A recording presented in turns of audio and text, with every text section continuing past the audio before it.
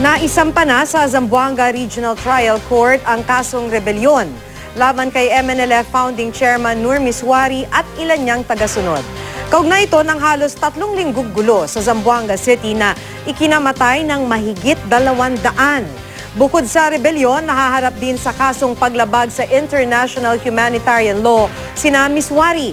Kinasuhan din si Commander Ustadz Javier Malik at iba pang MNLF leaders. Walang piyansang inirekomenda para sa kasong paglabag sa international humanitarian law. Nasunog ang isang bodega ng fertilizer sa Cagayan de Oro City kanina. Pasado alas 3 ng madaling araw nang sumiklab ang apoy.